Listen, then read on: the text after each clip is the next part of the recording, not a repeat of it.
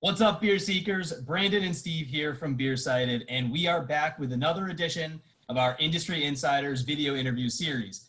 We've got some very special guests joining us tonight, Rachel and Andrew Sabatine, owners of Around the Horn Brewing Company out of Groveland, California. Guys, thank you so much for taking the time to join us tonight. Yeah, happy to be here. Thanks for having us. Yeah, appreciate it. You know, what we do when we start up all these videos, you know, we just want to launch into get a little bit of your backstory and like how you got into the craft beer world and your startup with the brewery. Sure. Yeah. Well, you start because you have the initial idea. Yeah. So Andrew and I both kind of were like coming of age when craft beer was experiencing its renaissance in 2010, 2011. We were both living in Los Angeles at the time. We didn't know each other yet. But I was 21 in 2011 and was kind of, getting out of the frat scene world into more sophisticated boozing, if you will, and really started to enjoy going to craft breweries. I do my best drinking probably between 11 a.m. and 4 p.m. And found that was a very, enjoyable thing to be going to as a young adult, an alternative like the club scene or whatever. So started going to a lot of those, would go whenever I traveled, and then started joking with my mom who lives up here in Groveland that I wish Groveland had a craft brewery. So we, joked about that for a long time, and then we met. When did we meet? 2014? A long time ago. 2014. Kind of Andrew's family has been going to the other side. So where we are in Groveland is next to Yosemite National Park. And the other side of Yosemite is Mammoth Lakes and June Lake, and his family has been going up there since before he was born. So he's kind of a Sierras guy as well. So I was like, hey, this is my dumb idea. What do you think? Pretty much. Yeah. And similar story, I was, getting out of college and working in real estate in LA and started drinking craft beer. Things started to pop up. We always had some of the classic West Coast breweries like Russian River and Sierra Nevada around, and then players like Modern Times popped up and started doing cool stuff, and the branding was there, and it was hip, and it was new, and it was young and vibrant, and it resonated with me, and thought that was something I wanted to be a part of at some point down the road. And I also didn't want to wear a shirt and a tie to work anymore. I'd rather wear khaki shorts and a t-shirt, which is my new uniform. So after making that decision, we just kind of dove right into it. Yeah, that's awesome. And actually we were 21 in 2011 too, so we know how you felt moving from one world to the other. Yeah. So and all of that led to you guys opening this year. So this year has been an interesting year, as everybody knows. And for you guys out in California, it's been even crazier than for us, over on the East Coast. You guys have had to deal with, obviously, the pandemic that everyone's dealing with and, the wildfire situation out there. Tell us a little bit about, what that ride's been like since you guys opened up, what was it, 8 months ago at this point? We opened in July. Oh, it was July. Okay. Well, opening a business near Yosemite, we always knew things like wildfires or government shutdowns would affect us. I mean, our major industry here is tourism, and we saw in 2013 there was a really big fire here called the Rim Fire, and we saw how that kind of affected businesses. We saw when the government was shut down, was it 2018, I think, that winter, how that really, hurt the local economy for that month. So we knew that was going to happen, that's inevitable. But we also didn't plan for, that and the pandemic, of course, not like anyone planned for it. So, that was pretty crazy. Just two double whammies. Yeah, definitely a crash course in learning how to pivot and be agile with your business model right from the start. Just sort of getting all these balls thrown at you. 1 week you might be able to operate in one way, and the next week it can be totally different, which is great learning experience and training for a young business to be able to go through those right from the start, now it seems like once we actually settle into a routine, it could get boring at some point. Don't jinx it. I mean, boring would be nice right about now, to be honest with you. But Yeah. Yeah. but we've had some really great, local support up here. The locals have taken to the business much more. Not that we didn't think that they would, just that they're sort of coming out and really embracing it, and that's helped us, build this following up here that will carry us through until that, domestic and international tourism starts back up whenever that does end up happening. So we're really thankful and fortunate in that regard. But as Rachel said, it doesn't come without challenges. Yeah, for sure. I mean, and you guys mentioned it a little bit in the intro. Do you think part of that success that you guys have achieved so far maybe has to do a little bit with like hitting that niche market in a place that you identified that doesn't necessarily have that, the brewery scene right now? It seems like you guys might have found a perfect location. I mean, just from where you already were, that kind of like was starved, for lack of a better term, for, some craft brewing. Sure. Well, I mean, that's absolutely correct. That's kind of what, my whole business plan that I spent 2 years writing really was trying to drive that point home, that Yosemite has 4 entrance towns, and our town is the second largest entrance town in terms of traffic, but we were the only one without a craft brewery. And we saw some other towns that had 3 of them. Even, the really small one even had one. So it was kind of like, hey, this is an obvious opportunity.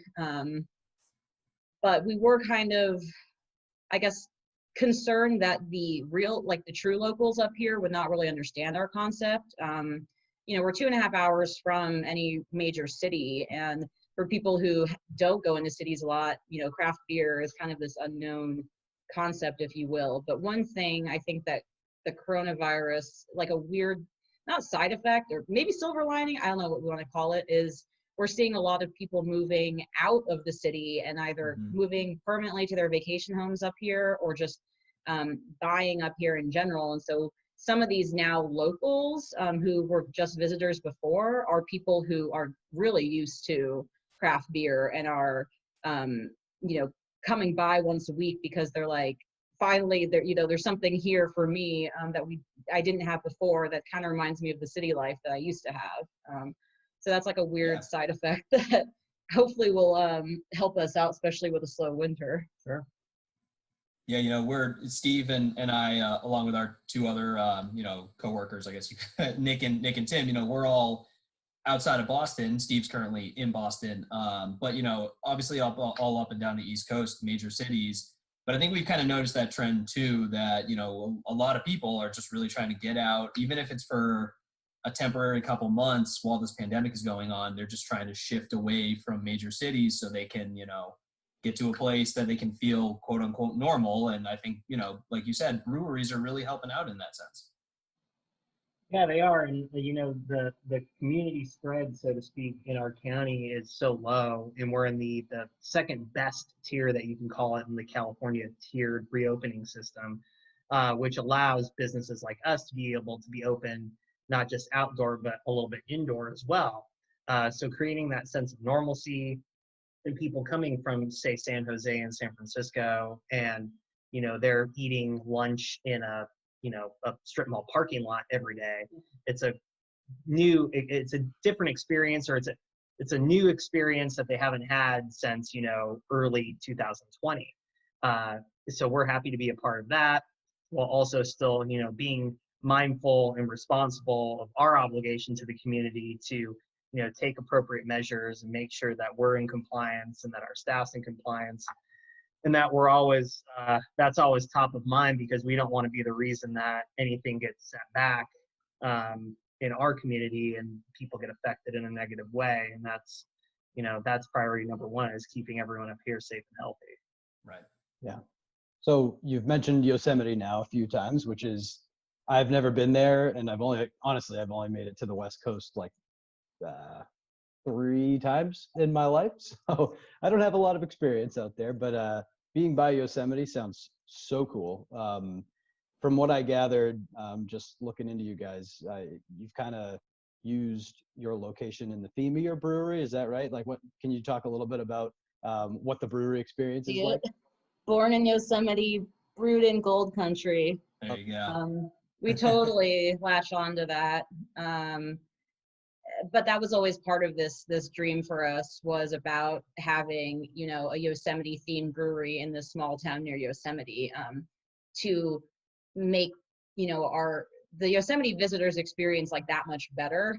I don't know. I mean, Yosemite's awesome. I was there this morning. That's why we had to delay this by half an hour. Sorry, just because it was our day off, and I was like, I'm going hiking today. But I do the same thing too. Trust me. It was awesome. Like, so I went to Hetch Hetchy, which is a smaller part of Yosemite that a lot of people don't know about, but that's actually where our water comes from. And Andrew can talk about that a little bit more because he's kind of the geeky science portion of it. But it's amazing water.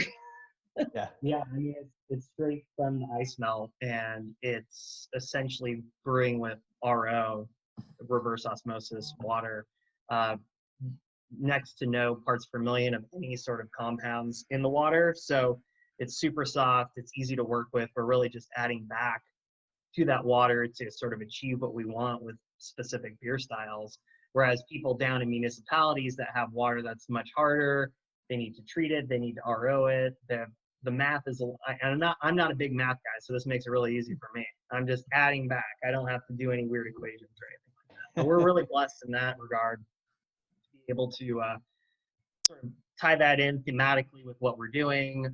One of our core brands is a hazy IPA called Hetch Hetchy Haze, with the namesake of that water coming down. It's a rotating hazy IPA series with different hops, which has turned into our best-selling beer thus far.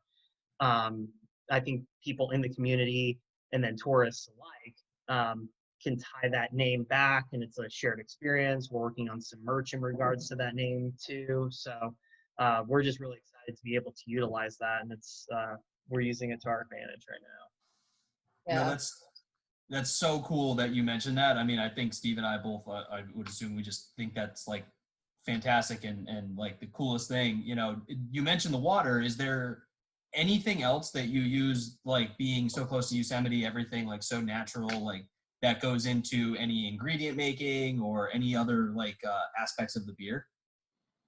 I'm trying to think of anything specific. I mean, we're still so new that we're just trying to kind of, you know, get our footing and establish some of these brands and these recipes and see what's hitting, what's not hitting. Right. And from there, I'm always, as any brewer is, just super afraid of cross-contamination and using things that are not, you know, aseptic or coming from a processed source in order to, you know, create that consistency with the product, so to speak. But at some point, I mean, we'd love to get into, you know, putting beer in barrels and doing some spontaneous fermentation and using some of those natural wild ingredients, so to speak, that are up here.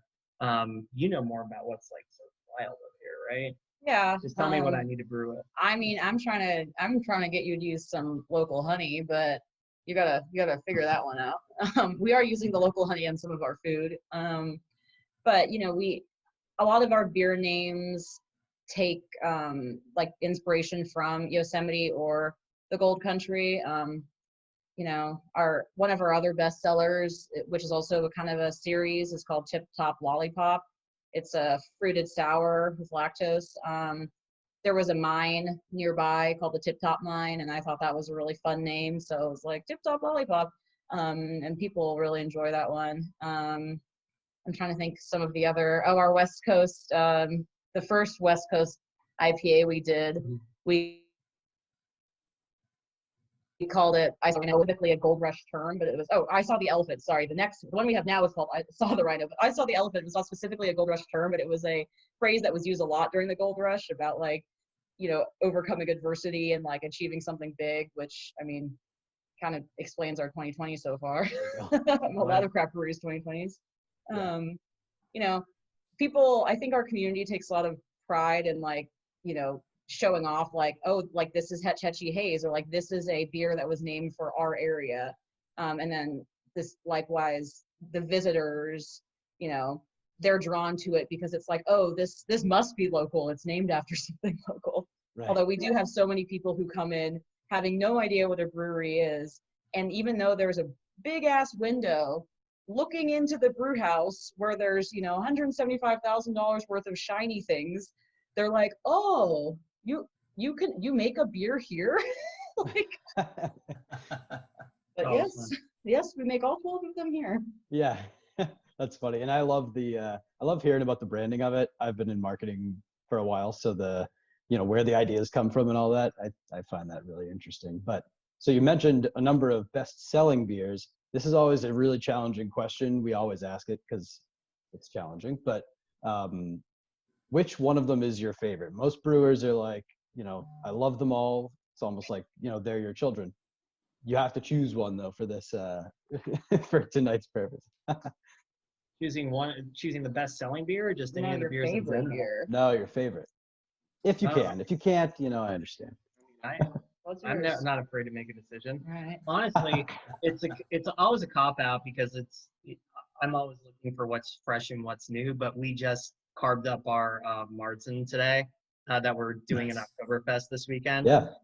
And it's fire, and it tastes so good. But we can't leave well enough alone with just a classic, amber lager. So we're gonna throw some salted pumpkin spice pretzels in a few of the kegs and adjunct the kegs and do that for a release this weekend too. So we're always trying to play a little bit with the classic and then bring in some weird new stuff to the community that people will, get excited about, or it'll draw them into the tap room and they can come hang out with us. Yeah. So That's Marzen's cool. favorite now? My favorite right now. Yeah. You mean the Sprechen Sie Umlaut? That's what we're calling it. I think my favorite that we've done, I love the Tip Top Lollipop series. I love seeing people come in and, demand that they hate beer and they would never, I want wine, I want cider. And we're like, humor us, try this thing, try a sip of it. And then they are converted. They're like, I can't believe this is beer. Oh my God. So I love that. But I think my favorite that we've ever done, and it's bad because it was hella expensive to make, was the 7 effing hot dogs, which is a double dry hop New England double IPA. It was like so pretentious on the board. It was like DDH, NE, DEPA. But we did it for Labor Day. It was the name is a reference to a stupid Blink-182 song, Happy Holidays, You Bastard, where the grandpa eats 7 fucking hot dogs and shits his pants. Sorry, I guess I should have asked if we're allowed to say that. No, you're good. You're good. Yeah, you're good. You're fine. But I didn't really think anything of it. And then the night before we released it, Andrew gave me some of it and I was like addicted, which is bad because again, it's super expensive because it's got so many freaking hops in it, but it's like juice and it's 8%, which is not a good thing for it to be like juice. But I just love that. And then when we shared it on social media, Mark from Blink-182 liked the post. So that was a big deal. That is a big deal. But it's so good. It tastes so freaking good. That's so cool. So you guys clearly derive a lot of the beer names from some local stuff, local tourist sites and whatnot. But I'm curious where the name of your brewery comes from. Yeah. So Around the Horn is another Gold Rush term. It would be what people did coming from your neck of the woods to ours on a boat. So you would leave, Boston Harbor, or, New York, on a ship, and if you were, gonna come out west to seek some gold, and you take a ship down around the tip of Cape Horn, South America, into San Francisco Bay. That was before the Panama Canal was built. So you could either go like covered wagon kind of style across the U.S. You could take a boat down to Panama and like walk across the Isthmus of Panama, or you could go around the Horn. Horn is also my maiden name. So there we go. Perfect. So, that was really important to me. Kind of like an homage to my late dad who passed away in 2014. And I always joked about the brewery with him, and even though he didn't drink, he still thought it would be really cool to have that kind of business, That's you know, awesome. in our family. So that's how we got the name. Yeah. That's awesome. That's fantastic. Yeah. Kind of like he was predicting it before everything got huge in the craft brewing world. That's great. So, you guys obviously do a lot of business with tourism and the tourists that come out there. Would you say that it's like almost entirely tourism-based business, or do you guys? You mentioned it up top. Like, do you get some of the locals that are like frequent return customers? Yes, both. I think we thought, originally, obviously we've been working on this for several years at this point, and it sort of culminated in opening in July. And the original anticipation was this insane, tourism corridor. Right now, October and November would be the classic like European tourism season out here. Once kids are back in school, it's everyone coming from overseas, Asian tourism coming over as well. And that's all non-existent this year. So what we're finding, at least this year, is a lot of California tourism, people who just want to hop in a car and go somewhere, as opposed to getting on a plane or going to, New York or Florida or wherever they would normally go. And they're just going up in the mountains, renting a cabin and hanging out. While at the same time, the local support has been, I think, more than we would have anticipated. And we have a couple of really cool resorts up the hill from us, right at the entrance to Yosemite, and those are all staffed by this young, vibrant workforce. I call them kids, but they're probably like a year or two younger than me. That just want to live up in the mountains and hike and fish and kayak and whatnot. So we get a lot of them in and hanging out on service industry weekends. Like Monday nights are huge for that with people like that. So I'd say, yeah, we're getting it from both angles, and we're just kind of wondering what's going to happen next year when things ultimately do end up opening up a little bit more, and we see that influx in traffic. We're talking about adding another tank or two over the winter and prepping for that, because not that we're running out of beer, but I foresee us potentially running out of beer if that traffic picks up next year. So we just want to kind of head that off and just make sure we're in a good spot, ready to go for next year. As far as moving forward, so I'm sure originally you guys probably had some thoughts about long term, what direction you were planning to take things in, and now that's kind of evolving over time for everybody. But ideally, once COVID passes and all that, where do you see yourselves? Do you see yourselves growing beyond what you currently, your current single location? What do you guys have in mind for the long haul? Well, I think one of, our more immediate goals would be expanding like our outdoor beer garden and being able to have events there. And then with that, being able to like attend and host beer festivals. I had when I was hiking today, I had a really good idea for something in a year or two that I'll discuss with you later about having a Yosemite-based beer festival. But that'd be really cool. And then kind of the longer term vision that we've talked about is maybe, a satellite tap room or two.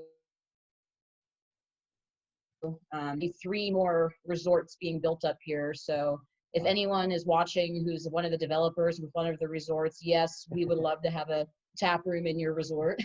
There you go. But the thing is, like, we're a Gold Country Yosemite brand. Like, our story will not carry in Bakersfield or Las Vegas or something. Like, people won't relate to that. So keeping it within kind of this area, like the Sierra Nevadas, the Mother Lode, Gold Country. Right. Very cool. Is there like a style of beer that you guys typically like gravitate towards that you like to brew, or you just try and like go all over the spectrum?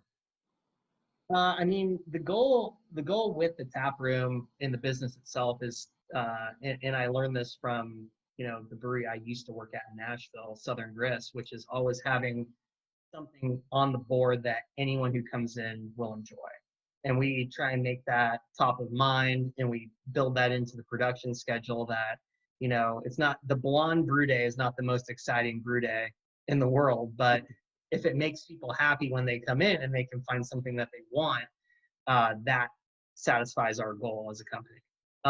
just based on that learned experience from being, in that Nashville brew scene and sort of being a part of the growth of a hype brewery, most of my experiences with making hazy IPAs, fruited sours, pastry stouts, all that kind of stuff. But what we're definitely doing that here, as we've sort of discussed, the hazy IPA series, the fruited sour series, adjuncting kegs, doing crazy stuff like that. But we're also trying to do a little bit of a lager program. We've got an Italian Pilsner in the tank right now. We've got the Marzen coming out this weekend. We're going to brew a black lager in a couple weeks. So just, trying to hit all those touchstone flavors that people get excited about when they come into a brewery. There's some things that we just won't brew that I just don't like. I'm not a big Belgian beer fan. I'm not a Saison fan. It's just not my thing. You'll do one. I guarantee you will, because you like learning new things and trying them. And we have a couple of very vocal members of our mug club who would Big love you to Belgian do beer that. guys. But they're in the mug club and they live up here. Like, I told them, if we brew this, you got to come drink it. And they said, hell yeah. So I think we'll eventually get one of those in the slower season. Yeah. So to answer your question more concretely, there are things that we get excited about and that I know sort of what we're good at and where our niche is, but not feeling constrained to an extent to get outside of that box and experiment a little bit. Okay. Right, and I'm glad you mentioned the Nashville brew scene, because we know that that's part of your background. First of all, how is it different being going from the Nashville brew scene out to California, and then what was it specifically that you could take away and kind of transplant knowledge over to what you're currently doing? Yeah, it's a good question. I mean, the main difference is that there's no one out here, and there were a lot of people out there as far as other breweries and resources. With that being said, there are a few new breweries opening down the hill from us in Oakdale, which is the city you get off the freeway on coming up the hill to Yosemite. So sort of trying to create a community within this area and recreate a little bit of what we had in Nashville. I mean, I worked at a few different breweries in Nashville and ultimately ended up at Southern Grist, which is where I, sort of learned to brew and ran their tap rooms for a couple of years. But they just taught me a lot about taking a business from, like, they were at a 3-barrel pseudo homebrew system up to a 15-barrel 3-vessel steam jacketed huge cellar, just cranking out 4 beers a week. So seeing how they dealt with that from a business perspective, a production perspective, dealing with staff, so many different learning experiences, and then just to be able to tap back into those resources now is great. And being able to text those guys and say, hey, I'm going to add cinnamon to this beer. Like, what do you think is like a ratio for what we're trying to go for? Or if we're having an issue with, TTB taxes, I can call the financial guy at that brewery and say, hey, how did you guys handle situations like this? So those, you guys know how, supportive and transparent most people in the craft beer industry are. So that's a great, now my cat's being really loud. Yeah.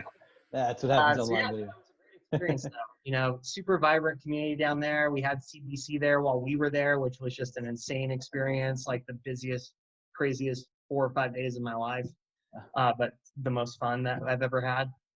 So it's a great town to be a part of, and just to have those ties going back is awesome. Yeah. Love it. Yeah. Nashville, I've never been to Nashville either. I feel like I keep saying places I've never been. I've been places before, just not the few you've mentioned. But Nashville's not a place I think of as like a craft beer hub necessarily. What's the craft beer scene like? I mean, is it exploding there like it is everywhere, or was it when you were there? It started exploding about 5 years ago when they lifted the ABV cap in Tennessee. So I think the cap was 5.9 or something like that. It went up to like 6.7, and now it's at 10.1. Now it's at 10.1, and if you have a liquor license, you can make things above. It's a weird, it's antiquated, alcohol laws that still exist in a lot of areas, especially in the South. But once that cap got lifted, people just started moving out there and opening breweries. Jeff, who used to brew at Mission Brewing in San Diego, opened New Heights in Nashville. Wes, who owns Tailgate, which is the largest brewery in Tennessee. He is from San Diego, so he moved out there and started that. And then all the guys at Southern Grist moved from Florida to Nashville for different reasons, but then ended up falling into it as well. And Bearded Iris is there too. So you've got that whole thing going on with Hazy IPAs. Yeah, I think when we were there, I mean, we probably saw like 4 new breweries open over the 2 years we were there, plus 5 or 6, tap room expansions, second locations of other breweries. Wow. I mean, between him and me, I think we worked at like 4 or 5 different beer spots in Nashville, which is like, you worked at Honky Tonk, Tailgate, Southern Grist. I was at Jackalope and the filling station. Yeah, I mean, it's not that we can't hold down a job. It's that we want to get all the experience we could get. Getting all the experience, yeah. Those are also the most Tennessee sounding names of all time. Yeah. You just listed off. Well, no, we believe you on the job front. I mean, you've now opened your own company, so you're good. You're good. So another one we like to give everybody on all these interviews, kind of put you on the spot a little bit. Either one or both of you can answer, but a 1 to 2 minute quick pitch why somebody should go to your brewery.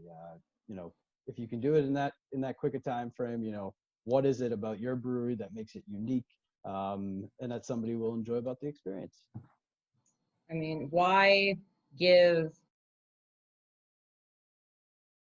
Big Beer your money when you could give me your money and help pay down my loan? Sold. Okay, that's not the only reason, but supporting locals, supporting 2 dumb people who left their great jobs in Los Angeles to like live their dream. People come in and they're shocked, by the quality of the beer. I'm really proud of it. I'm really proud of Andrew. Like, some of the reviews we get, people are like, this competes with some of the really big popular names in the Bay Area. They're just not expecting this kind of high quality experience in a tiny sleepy mountain town. The same thing with our food. We're a brewery first, and I tell everyone that we're a brewery that has food, not a restaurant with beer, but we still take a shit ton of pride in it and want to have quality items. And like our chef, Jake, does an amazing job of basically we spent all of our money on the brew house, and we were like, here, have $200 to build a kitchen.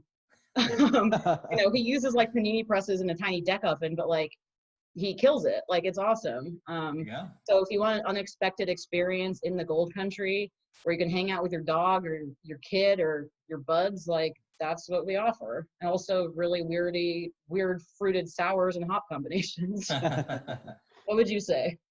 Pretty much. I mean, just going back to something we said earlier, as far as just having a holistic experience for something for everyone when they come in, whether it's a domestic beer drinker who hasn't been to a brewery to the snobbiest guy that's tried every fucking other half hazy IPA, and everyone in between is welcome. The people who comment on Untapped, like, oh, it's an interesting use of strata, like those people like us, and then your grandma who hasn't had a sip of beer since 1982 also likes us. Nice. That's it right there. That's the money line. I love it. Yeah, no, you guys have seriously found like a perfect balance of like it's the history and tradition, it's the natural beauty around you guys, and amazing beer. I mean, we've obviously mentioned it so far. Like the craft beer drinkers nowadays, are sophisticated, but like open to trying anything new. And obviously, it sounds like you guys have a pretty well-rounded menu of things going on, plus the food menu. So yeah, I mean, it sounds like it's a great, it's perfect so far. Yeah, making the best of a weird year. So we'll see what else is thrown at us before the end of 2020. Hopefully nothing. But we've definitely had a lot of practice on changing things so far. So we're ready for whatever comes next. Good there or you bad. go.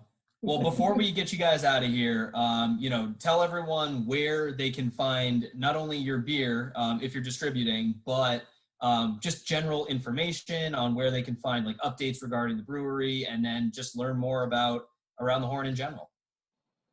Well, we're really not distributing, so get your ass up to Yosemite to try our beer. Okay, I guess. So we're in Groveland, which is 25 miles from the Big Oak Flat entrance to Yosemite, which is the entrance you would go in if you're going from, say, Sacramento or San Francisco. So it's not hard to get to. You know, it's a great little town. We got a couple of hotels, Groveland Hotel, Hotel Charlotte, Rush Creek. Those are all great places to stay. Possibly some of them do have our beer on tap. I don't know. Side house laws, really say. But come up, visit us. We're right along the highway, and I know that sounds really weird, but it is like a 2-lane, no, it's like a 1-lane highway. There's it doesn't even look like a highway, but it's called a highway. Highway 120. You can find us on the interwebs at aroundthehornbeer.com. That's our Instagram handle as well. We're also on the Facebooks and of course Untapped. What else? Yeah, that's kind of it. That's how you. I hope We don't do cans. We don't do growlers. We do crowlers. That's been a fun one to explain to people. But yeah, you're not gonna, find a 4-pack from us anytime soon. If we get huge and the market demands it, so be it. But we're not trying to, what is it? Put the cart before the horse or something? The horse before the cart? No, that's the good one. You want the horse before the cart. Yeah, you want the horse to go first. Okay, we're putting the horse before the cart.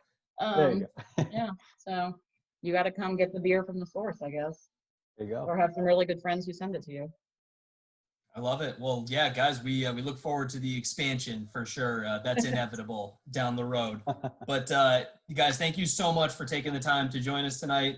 Again, for everyone out there, aroundthehornbeer.com and Around the Horn Beer on social media. So make sure to give them a follow and check them out online. Make sure to like this video and subscribe to our YouTube channel, BeerSighted on YouTube. Check us out online as well, BeerSighted.com and BeerSightedPod on social media. Guys, again, thank you so much for taking the time to join us tonight. We really appreciate it. For sure. Yeah, thank you guys. Thank you. Much appreciated. All right. A lot of fun. Cheers. Cheers.